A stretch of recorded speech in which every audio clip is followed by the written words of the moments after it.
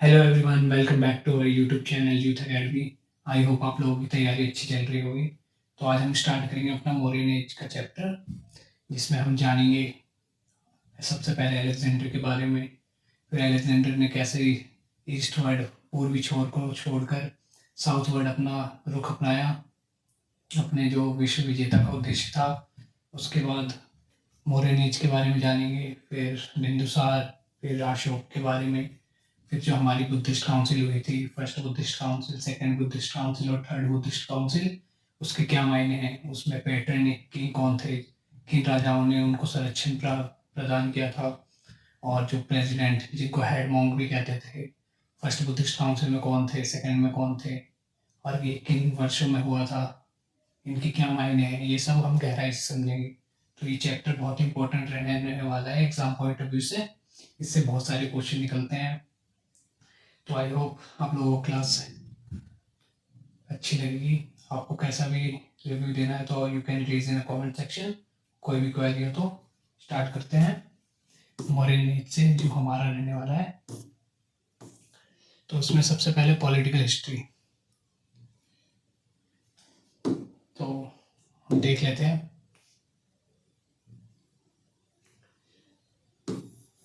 Example के point of view से, जैसे हमारा इंडिया है, तो जो अलेक्जेंडर था वो अपने विश्व विजेता की खोज में या फिर विश्व विजेता की राह पर निकला था। तो उसमें हमारे भारतीय उपमहाद्वीप के और क्या करा, रुख करा। तो इस साइड जो खाइबर पास था, जो आज के टाइम में अफगानिस्तान के साइड है, ये हमारा नॉर्थ वेस्ट बॉर्डर कहलाता था। ये नॉर्थ वेस्टर्न उत्तर पश्चिमी बॉर्डर यहाँ से गुजरता था। तो यहाँ पर एक राजा हुआ करता था जिसको हम ग्रीक में क्या कहते हैं, ओम्फियस। यहाँ पर ग्रीक में क्या कहते हैं, ओम्फियस, या फिर टैक्सलस। इस नाम से जानते थे हम कौन सी लैंग्वेज में, ग्रीक लैंग्वेज में। और हिंदी में इसी को ही क्या कहते हैं, अम्भी। और दूसरे साइड यहाँ पे थोड़ा और नीचे आके एक और राजा का राज्य था जिसको हम पोरस कहते हैं। आई होप पोरस नाम आपने सुना होगा। ये युद्ध बहुत ही फेमस था हाइड्रोस्पीस का। तो जब अलेक्जेंडर ने अपना रुख इस साइड किया विश्व विजेता का, तो उसने किसकी सहायता ली, ओम्फियस की सहायता ली। किसको हराने में, पोरस को हराने में। ये कहानी सिर्फ समझाने के लिए कि कैसे ये स्टार्ट होता है मौर्यन एज का चैप्टर। तो इतना इम्पोर्टेंट नहीं है, बस ये युद्ध थोड़ा इम्पोर्टेंट हो जाता है क्योंकि जो दियादोची होते हैं, किसके, अलेक्जेंडर के। दियादोची मतलब मिलिट्री जनरल। वो कैसे उभरते हैं एज अ सक्सेसर, उत्तराधिकारी के रूप में। तो ये कहानी यहीं से स्टार्ट होती है। तो अलेक्जेंडर ने किसकी हेल्प ली, ओम्फियस की, जिसको अम्भी भी कहते हैं। इसकी हेल्प लेके किसके अगेंस्ट में, पोरस के अगेंस्ट में युद्ध करा। इस युद्ध का नाम था हाइड्रोस्पीस। वो हमारे नोट्स में है, पूरे गहराई से दिया गया है, तो उसकी कोई इशू नहीं है। तो बस समझने की बात है यहाँ पे। अलेक्जेंडर ने क्या किया, इसके अगेंस्ट में युद्ध तो जीत लिया। किसके अगेंस्ट में, पोरस के। लेकिन ओम्फियस के साथ एक धोखा हो गया यहाँ पे। जब युद्ध जीता अलेक्जेंडर ने और ओम्फियस ने साथ मिलकर, तो अलेक्जेंडर ने क्या किया, इसकी जो टेरिटरी थी वो तो उसको लौटा ही दी। जीतने के बाद क्या करते थे, पहले टेरिटरी उनसे छीन लेते थे। तो पोरस से टेरिटरी क्या करी, लौटा दी उसको। और जो ओम्फियस की टेरिटरी थी, इसका जो क्षेत्र था, जो राज्य था, वो भी इसको पोरस को दे दिया। बस यहाँ पे इतनी सी स्टोरी है। उसके बाद इस युद्ध का नाम क्या था, हाइड्रोस्पीस। अब बैक टू द टॉपिक जाते हैं।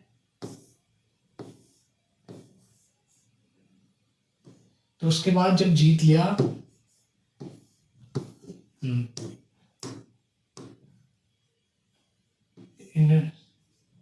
तो ये बताया गया है कि जो खाइबर पास है वो नॉर्थ वेस्टर्न बॉर्डर के रूप में भी जाना जाता था उस टाइम, और इंडस रिवर को भी मानते थे।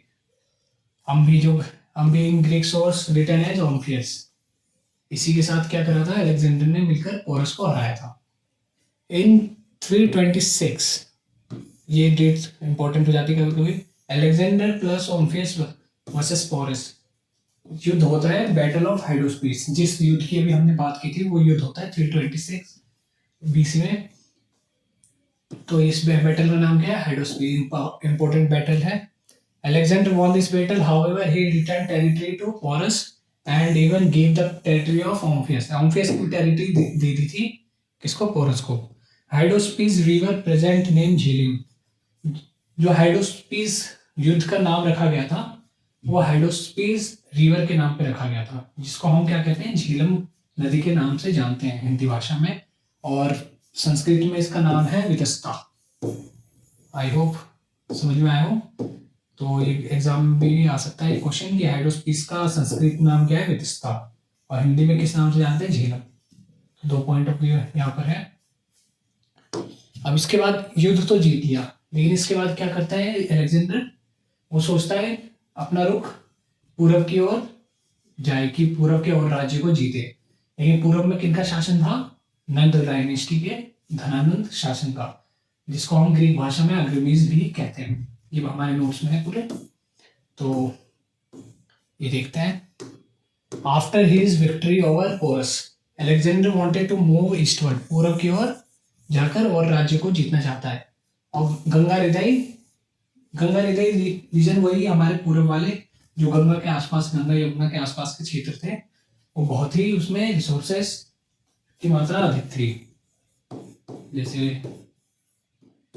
जो गंगा के आसपास का क्षेत्र था उनके राजा बहुत ही फले फूले थे, समृद्ध थे। क्यों? क्योंकि उनके पास जो वॉर पावर थी इसकी थी 500 या फिर news of 1000 of war elephant. 1000 of war elephant की खबर सुन के ही किनके पास? हमारे जो ईस्टवर्ड के राजा थे जिनको अग्रमीज कहते हैं, उनके पास कौन सी न्यूज सुनकर? 1000 of war elephant of Magadh army. Discourage कर दिया किसको? अलेक्जेंडर को। उसका हौसला तोड़ दिया कि इनके पास तो बहुत सारे रिसोर्सेज हैं, तो हम ईस्टवर्ड या पूरब की ओर नहीं जाएंगे। हम कहाँ जाएंगे? इंडस रिवर के होते हुए साउथवर्ड मूव करेंगे और वहां के राज्यों को जीतेंगे पहले, उसके बाद देखेंगे पूर्व की ओर। तो आई होप समझ में आया यहाँ तक। तो उसके बाद वो साउथवर्ड जाते हैं और बहुत सारे वहां पर क्या होता है? छोटे छोटे राज्य, जैसे छोटे छोटे एलाइट फैमिली होते हैं, समृद्ध परिवार होते हैं, वो अपना एक ग्रुप बना के अपना एक लीडर चुनते थे, अपना एक नेता चुनते थे। उनको एक गणसंघ कहते हैं। उनको ही अलेक्जेंडर ने बाद में एक एक करके हराया। आई होप समझ में आया हो यहाँ तक। गणसंघ एग्जिस्टेड। अब ये एग्जाम पॉइंट में बहुत ही इंपॉर्टेंट है। ऋग वैदिक काल से थे गणसंघ थे जो हमारे, और कब तक रहे थे? गुप्ता पीरियड तक रहे थे। कभी भी एग्जाम में आ जाए कि गणसंघ का एग्जिस्टेंस, उनका जो अस्तित्व था वो कब से कब तक था, तो ऋग वैदिक काल से गुप्ता पीरियड तक। Few allied family together ruled it and among themselves they elect a king। तो वही बताया गया है कि कुछ समृद्ध परिवार एक अलग अलग ग्रुप के एक साथ अपना राजा चुनते थे और शासन करते थे, तो उन्हीं को अलेक्जेंडर ने हराया। After Alexander his empire was divided. तो इसके बाद देखते हैं अलेक्जेंडर की मृत्यु के बाद उसका जो एम्पायर था वो डिवाइडेड हो गया। आपको भी पता है कि जो राजा मर जाता है या फिर उनकी मृत्यु हो जाती है तो उनके जो उत्तराधिकारी होते हैं, जो मिलिट्री जनरल होते हैं या जो समृद्ध परिवार होते हैं, वो अपने आप शासन अपने हाथ में ले लेते हैं। तो वैसे ही दिया दोची, यहाँ पे एक इम्पोर्टेंट टर्म है दिया दोची, जिसको क्या कहते हैं? Military general. हालांकि लिखा गया है फिर मिलिट्री जनरल। तो उनके कई मिलिट्री जनरल ने अपनी शक्ति, अपना शासन अपने हाथ में ले लिया अलेक्जेंडर की मृत्यु के बाद। तो उन्हीं में से एक दिया दोची थे। कौन थे? Seleucus Nicator. The eastern part of the Alexander empire was successfully by. जो पूर्वी पार्ट था अलेक्जेंडर के एम्पायर का, वो किसने हथिया लिया? अफगानिस्तान के रीजन का वो हथिया लिया सेल्यूकस निकेटर ने। इसको हम गहराई से समझेंगे। ये भी सेल्यूकस निकेटर एक इम्पोर्टेंट पॉइंट या फिर इम्पोर्टेंट दियादोची होता है हमारे हिस्ट्री में, जो मैग्नेथेरिस जैसे एम्बेसडर राजदूत को अपने भेजता है, जो इंडिका पुस्तक लिखता है। तो इसको हम पॉइंट टू पॉइंट देखेंगे। आई होप आप लोग नोट्स बना रहे होंगे। तो अब देखते हैं। फ्यू ईयर्स लेटर इन मगध ब्रह्मच, अब आता है यहाँ पर मौर्य अंपायर। कुछ वर्षों बाद एक ब्रह्म क्या होता है, ब्राह्मण होता है चाणक्य, जिनका नाम होता है चाणक्य, और उनका स्टूडेंट होता है चंद्रगुप्त मौर्य। वो क्या करते हैं, नंद डायनेस्टी को खत्म करके वहां पर मौर्य डायनेस्टी की स्थापना करते हैं। नंद डायनेस्टी को हटा के, इंपॉर्टेंट है कौन सी डायनेस्टी को हटाया था, नंद डायनेस्टी को, and ended the rain of Nand dynasty and the main source of this event is.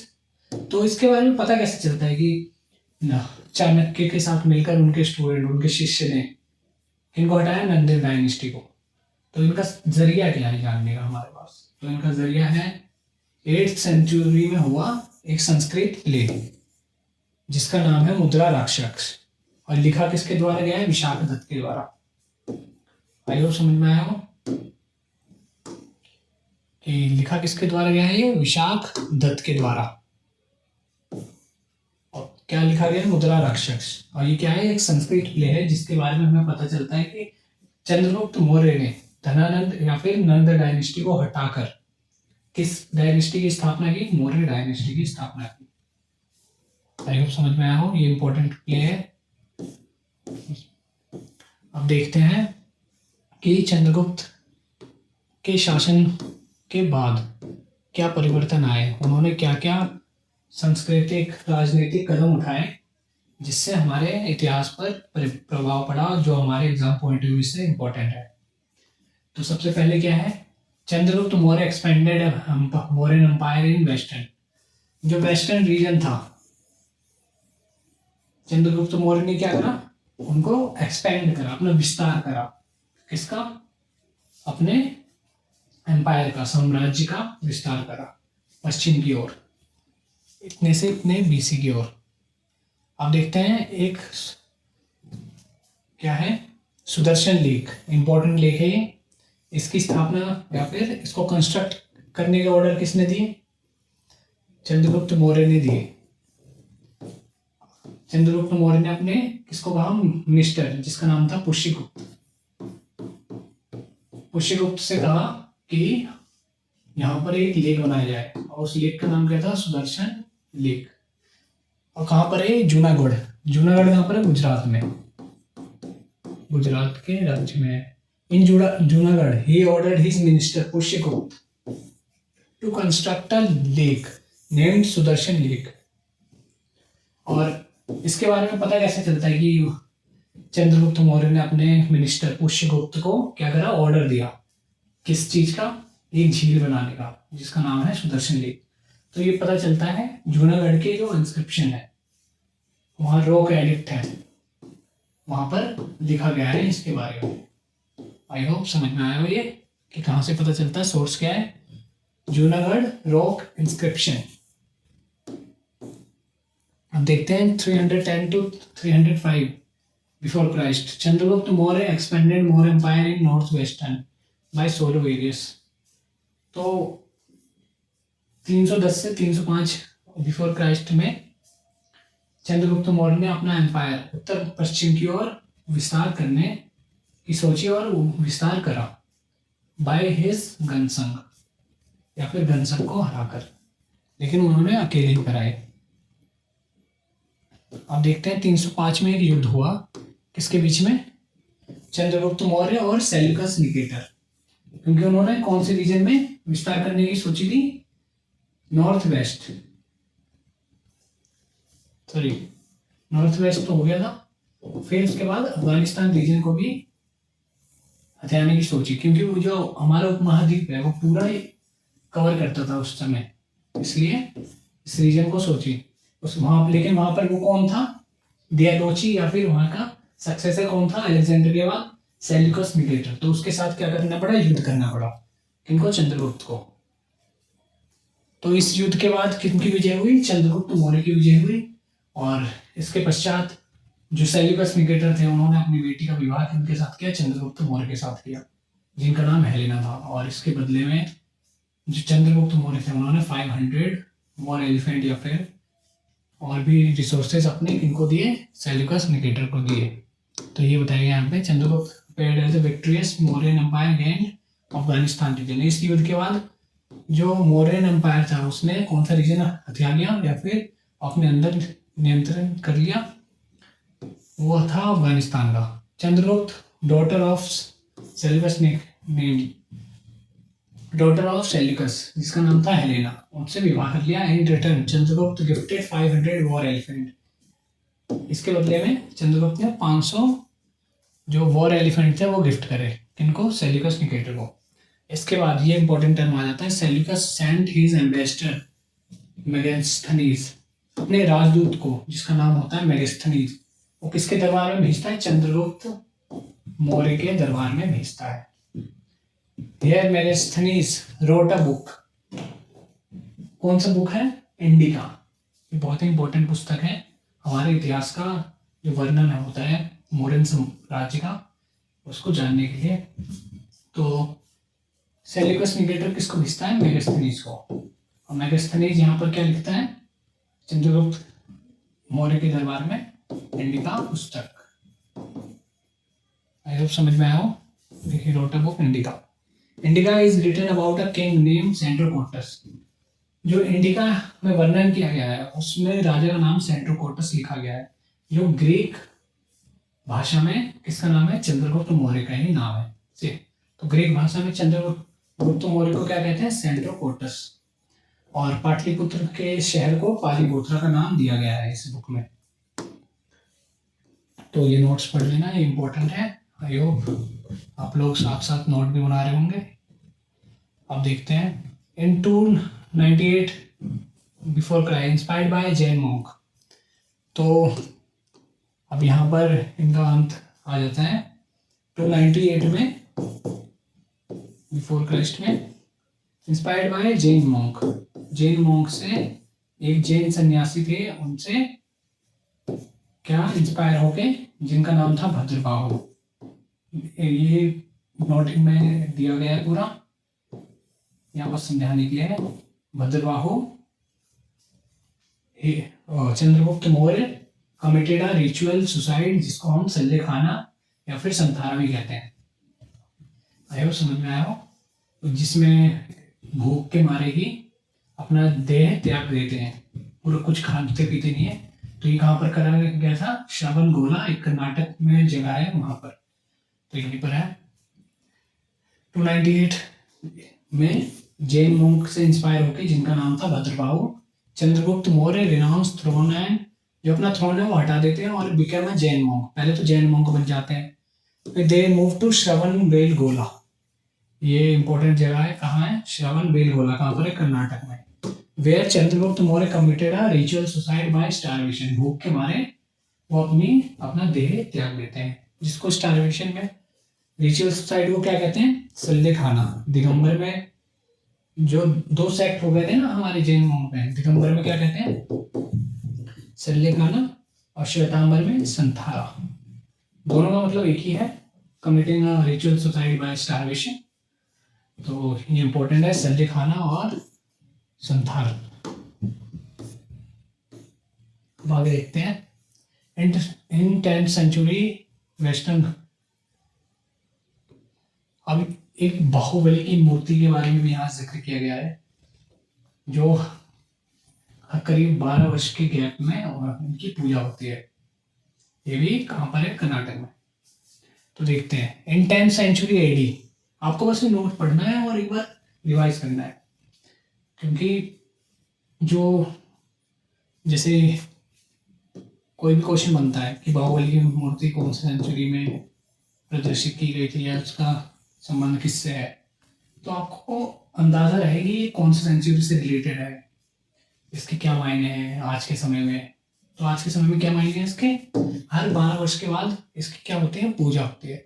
In 10th century AD, Western Ganga dynasty constructed a stone statue of Bahubali at Shravan-Belgola.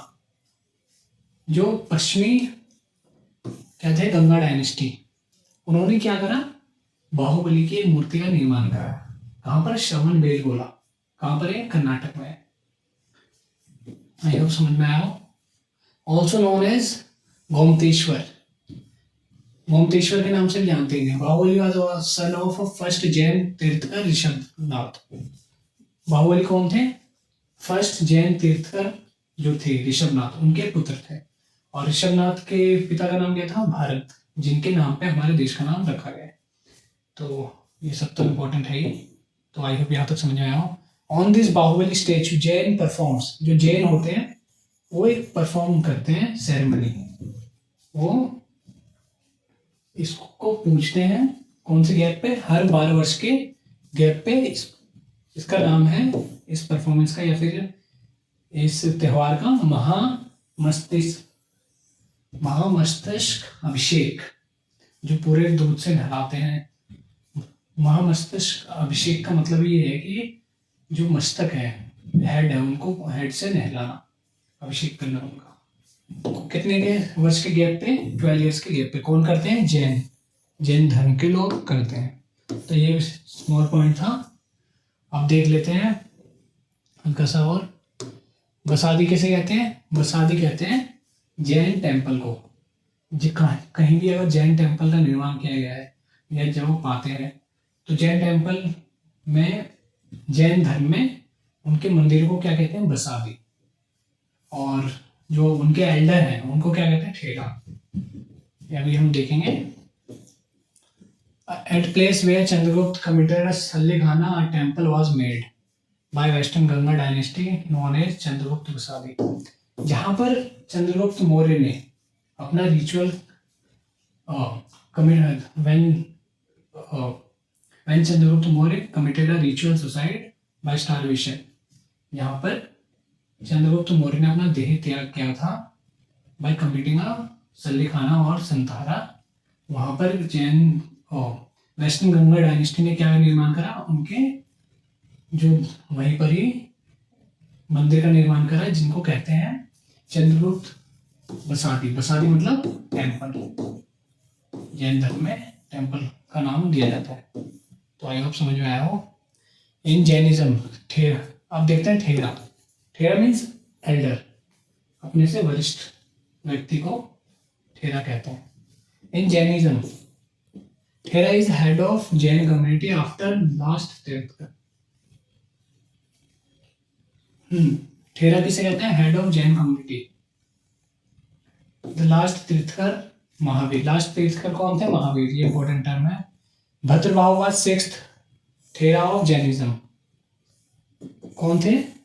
छठे head थे इसके जैन धर्म के। कौन? भद्रबाहु, जिनसे inspire होकर चंद्रगुप्त मौर्य ने ritual slide किया था। एंड द लास्ट ठेरा of unified Jainism.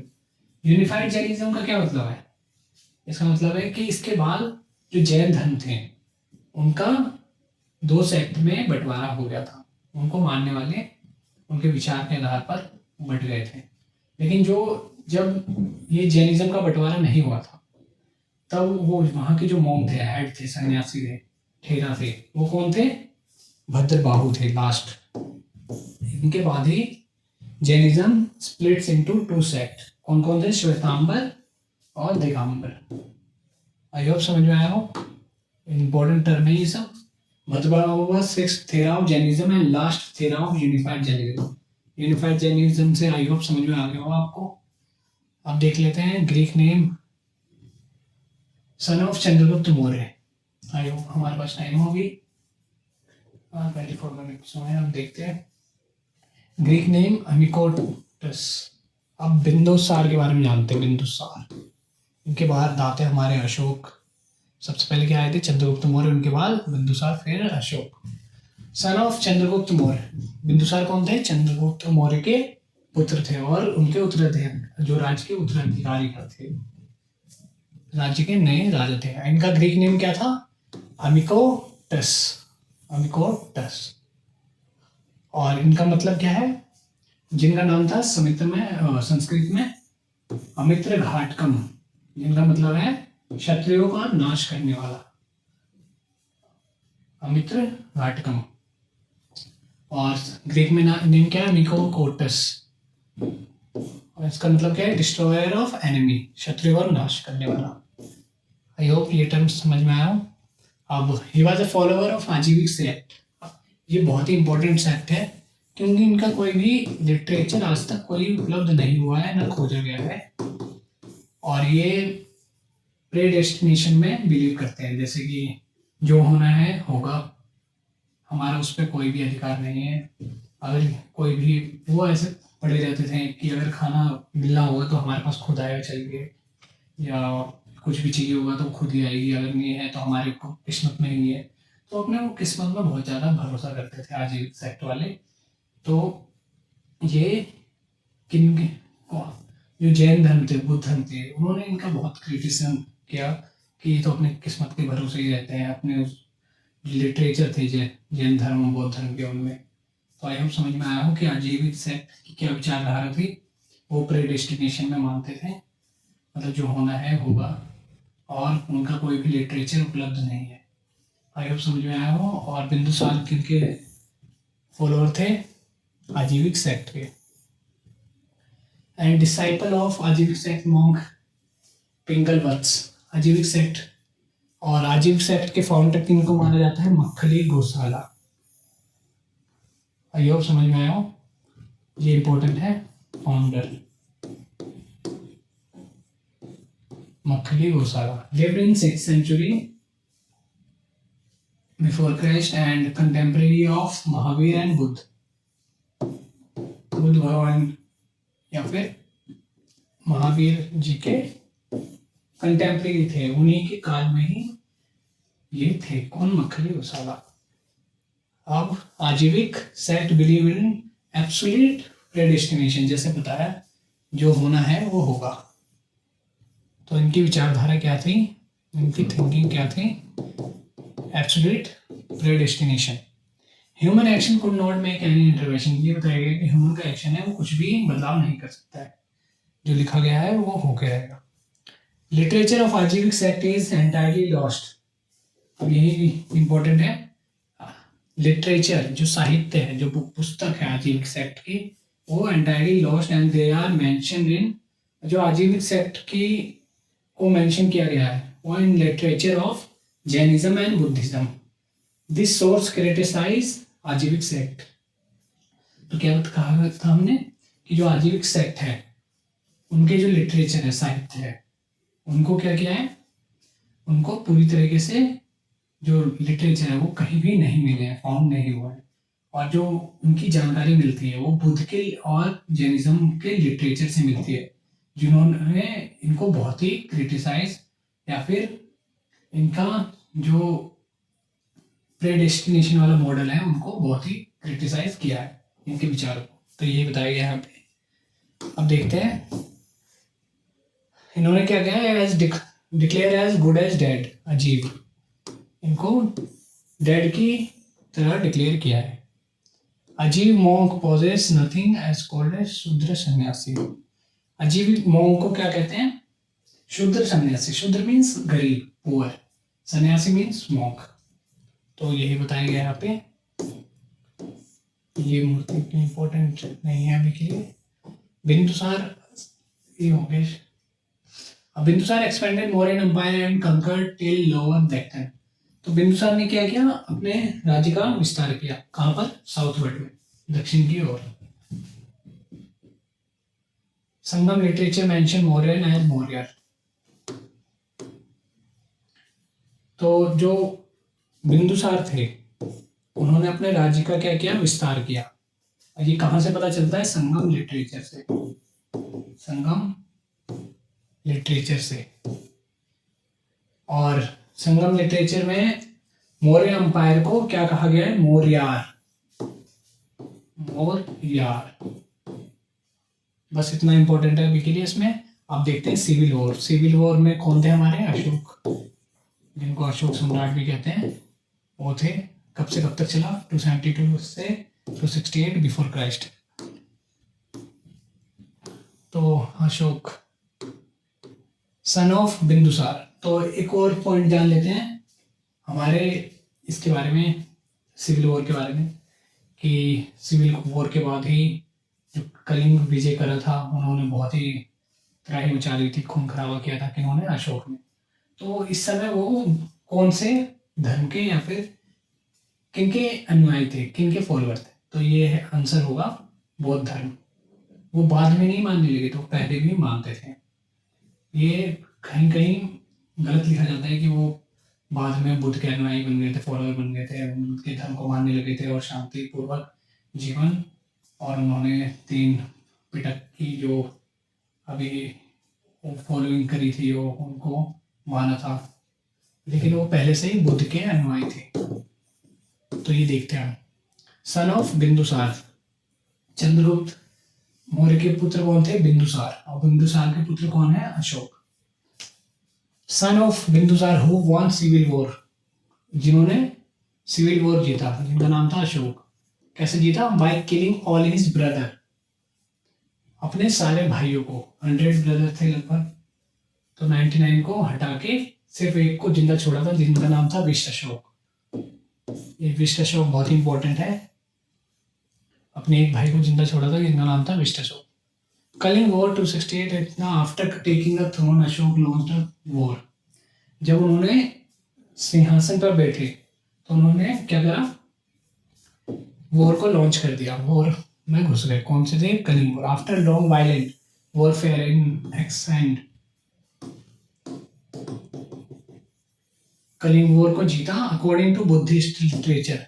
After this war Ashoka adopted Buddhism and renounce warfare and violence. तो इन्हीं वायलेंस को देखते हुए क्या बुद्ध लिटरेचर के अनुसार उन्होंने बुद्ध धर्म को अपनाया।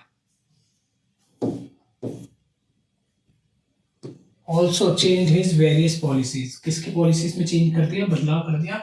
विचारधारा में, बुद्ध की विचारधारा में बदलाव कर दिया। After this however minor rock edict of Ashok. अब यहां देखते हैं minor rock edict of Ashok proves that जो बुद्ध थे, सॉरी अशोक थे, यहाँ अशोक का जिक्र किया गया। Ashoka was already a Buddhist before he become a king and fought a Kalinga war as a Buddhist. तो अशोक के एडिक्ट में बताया गया है कि युद्ध लड़ने से पहले ही वो बुद्ध के फॉलोअर थे, अनुयायी थे, और उन्होंने एज अ बुद्धिस्ट रहकर ही वो वॉर लड़ा। कौन सा वॉर? कलिंग का।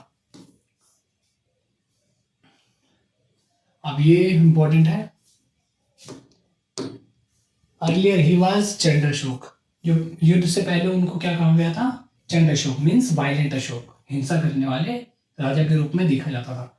लेकिन आफ्टर दिस कलिंग वॉर उनको धम्म अशोक की उपाधि दी गई, उनको धम्म अशोक कहा गया। धम्म अशोक मतलब धर्म की राह पर चलने वाले। आई होप समझ में आया हो, धर्म की राह पे चलने वाले। और इसके बाद फिर क्या है? धम्म घोष। पहले क्या था? सॉरी, सेकेंड है Bheri Ghosha. Threatening neighbours by military power. अपने सैनिक के दम पर वो अपने पड़ोसी राज्य को क्या करते थे? डराते थे। पहले भेरी घोष के नाम से जानते थे हम अशोक को, बाद में किनके नाम से जानने लगे? धम्म घोष के बारे में। कि बाद में मोरली बताते थे कि इन सब में कुछ नहीं रखा युद्ध में, अगर आपको चाहिए कुछ तो हम विचार विमर्श करके भी, हम बातचीत करके भी हम एक दूसरे से समझौता कर सकते हैं। लेकिन पहले वो क्या करते थे? भेरी घोष के रूप में कार्य करते थे। मिलिट्री पावर दिखाकर कब्जा या कुछ भी चाहिए होता तो वो उनके दम पे करते थे। तो फ्रॉम भेरी घोष टू धम्म घोष उनका ट्रांसफॉर्मेशन हो गया। अब पहले वो क्या थे? दिग्विजय के रूप में जानते थे। दिग्विजय मतलब डिफीटिंग एंड कंकरिंग नेबर्स। वो अपने नेबर को हराते थे, उनकी जो राज्य की संपत्ति थी उनको लूटते थे। उसके बाद क्या हुआ? धम्म विजय के रूप में उन्हें जानने लगे। मॉरल विक्ट्री ऑफ, तो फिर वही मॉरल की कहानी कि आप बातचीत से, समझौते से किसी भी मामले को सॉल्व कर रहे हैं। अब अपॉइंटमेंट ऑफ धम्म महामात्र, इसको आज यहीं तक रखेंगे। अब एक ऑफिसर को अपॉइंट किया गया धम्म महामात्र। इसका मतलब क्या है? Officer to ensure that people live moral and dutiful life, कि कोई भी व्यक्ति अगर जी रहा है या फिर कोई भी व्यक्ति कार्य कर रहा है तो वो मोरली हो, ड्यूटीफुल हो, अपने कर्तव्य से परे ना हो। आई होप समझ में आया हो। तो उन्होंने ये धम्म महापात्र नाम के ऑफिसर को अपॉइंट किया। लिव्ड, आप देखते हैं धम्म प्रचारक। धम्म प्रचारक मतलब जो रिलीजियस, जो उनके बुद्ध धर्म का प्रचार कर सके, जिनको वो मानते थे। तो उन्होंने अपनी बेटी और अपने बेटे को, ही सेंट हिज सन महेंद्र, सन कौन थे? महेंद्र थे, और डॉटर थी संघमित्रा। उन्होंने श्रीलंका भेजा एज अ धर्म प्रचारक। आई होप समझ में आया हो। तो आज इस चैप्टर को यही रखते हैं। कोई भी क्वेरी हो तो you can read in comment section. I hope class समझ में आई। अब ये बहुत ही लंबा चैप्टर रहने वाला है कि इसमें first Buddhist council, second Buddhist council, third Buddhist council, तो ये आपके लिए बहुत ही क्या कहते हैं कंफ्यूजिंग हो जाएगा। तो अभी तक यही रखते हैं, आप इसको मगअप करके आना। तो नेक्स्ट चैप्टर में हम उन सबको कवर कराएंगे। आई होप क्लास समझ में आई हो। तो कोई भी क्वेरी हो तो आप कमेंट सेक्शन में लिख सकते हैं। तो थैंक यू, मिलते हैं।